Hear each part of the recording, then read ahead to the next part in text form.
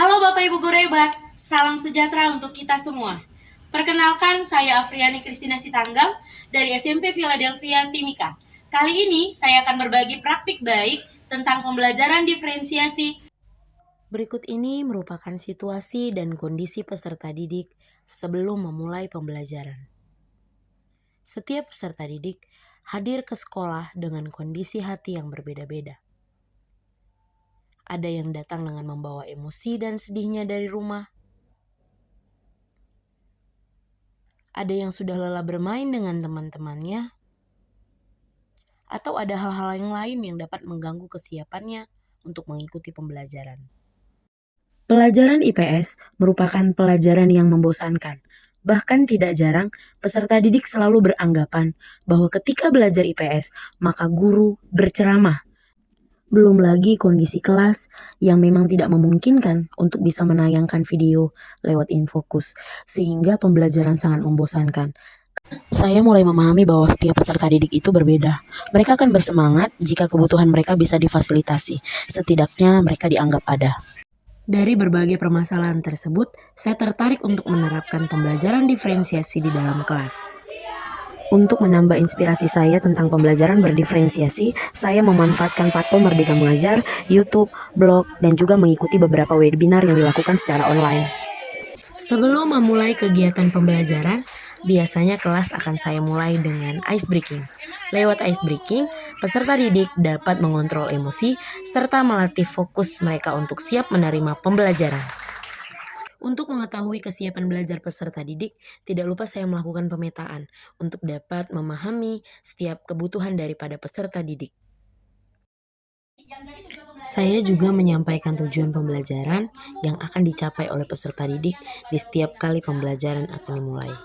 Untuk memfasilitasi kebutuhan belajar murid, saya menyediakan beberapa jenis media pembelajaran berbentuk gambar, video, atau contoh yang kontekstual, dan saya jadikan ini sebagai diferensiasi konten.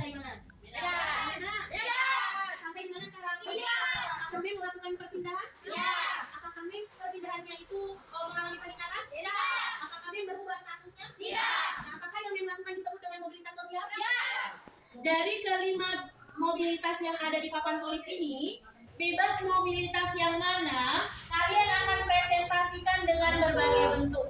Boleh presentasinya dengan menggunakan drama, boleh presentasinya dengan membuat sebuah cerita atau narasi, boleh dengan menggunakan gambar. Paham? Paham ya.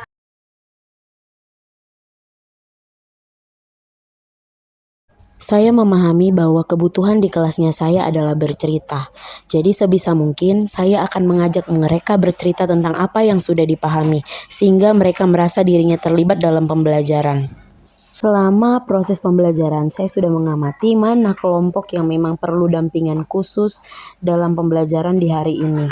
Sehingga saya bisa mendampingi mereka lebih lagi untuk bisa memahami tugas yang akan mereka presentasikan. Jadi saya akan menyebutkan satu nama dari kalian. Kalian akan menyebutkan nama temannya dengan cepat. Dan yang terlambat menyebutkan nama temannya berarti dia yang maju. Coba kita mulai dari Rino. Evin. Berarti kalian yang maju. Kelompoknya Yulianti bersama teman-teman dengan metode drama. Oke? Kalian boleh nanti menebak mereka ini melakukan mobilitas apa, kemudian salurannya apa. Silakan. Nama yang diberitakan kamu ke Universitas Ambon. Jadi kamu di sana baik-baik ya.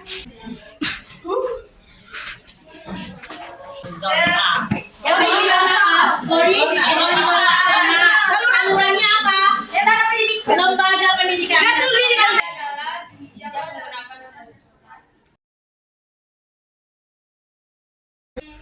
Selain menggunakan platform teknologi, saya juga sering menggali pemahaman lewat pertanyaan-pertanyaan yang dilakukan secara langsung, sehingga peserta didik keseluruhan bisa aktif.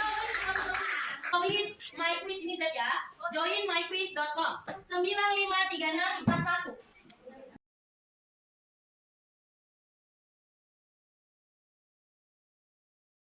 Ini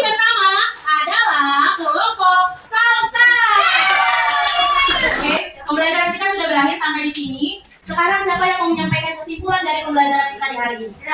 Oke, silakan Sumiati berdiri. Mobilitas sosial adalah tindakan perpindahan dari kelas sosial ke kelas lain. Oke, tepuk tangan untuk Sumiati. Refleksi dan umpan balik biasanya kami lakukan di akhir pembelajaran sebagai upaya perbaikan yang akan kami lakukan di kedepannya. Ada yang perlu diubahkan dari pembelajaran kita hari ini? Ada. Sikapnya. Attitude-nya. Kelakuannya. Dari meme-nya, apa yang mau diubah dari meme-nya? Astagfirullah, cantik. Oke, terima kasih untuk pembelajaran kita hari ini. Mudah-mudahan di minggu ke depan kita bisa bertemu kembali dengan materi yang baru. Dari pembelajaran diferensiasi yang sudah saya lakukan, saya merasa sudah mendukung semua murid di dalam kelas. Namun, bisa saja pembelajaran diferensiasi selanjutnya tidak berjalan dengan baik. Tapi, saya akan terus berupaya untuk memberikan yang terbaik di dalam kelas, sehingga semua siswa dapat menikmati pembelajaran. Saya mengetahui dengan pasti, tidak semua siswa dapat memahami dan menuntaskan tujuan pembelajaran di hari tersebut. Tapi, melihat mereka berbahagia dan bersemangat mengikuti pembelajaran, saya sudah merasa berhasil dalam pembelajaran tersebut. Tindak lanjut dari praktik baik ini, saya membagikannya kepada rekan sejawat untuk bisa menjadi bahan referensi bagi teman-teman yang melakukan pembelajaran diferensiasi di dalam kelas. Inilah praktik baik yang saya lakukan terkait pembelajaran diferensiasi di SMP Philadelphia Timika pada mata pelajaran IPS. Kiranya dapat menginspirasi Bapak Ibu sekalian untuk bisa bersama-sama menerapkan pembelajaran diferensiasi di dalam kelas. Salam merdeka belajar. Terima kasih. Pelajaran di hari ini menurut saya sangat bagus dan juga seru dan menarik bagi kita semua. Pelajaran kita hari ini sangat seru dan sangat nyaman. Ya, kalau menurut saya sih SBK yang dilakukan dalam kegiatan kelas itu bisa berdampak positif bagi siswa. Artinya ketika mereka sudah akan diperhadapkan dengan berbagai macam pembelajaran kelas, pasti mereka peran SBK itu mereka juga lebih semangat di sekolah. Dan bisa juga itu jadi sarana bagi mereka untuk lebih kreatif. Manfaat ice breaking kepada saya, yang pertama, membuat semangat belajar. Yang kedua, dapat membantu mengontrol emosi sehingga belajar dapat lebih tenang. Yang ketiga, membuat agar belajar tidak terganggu. Terima kasih.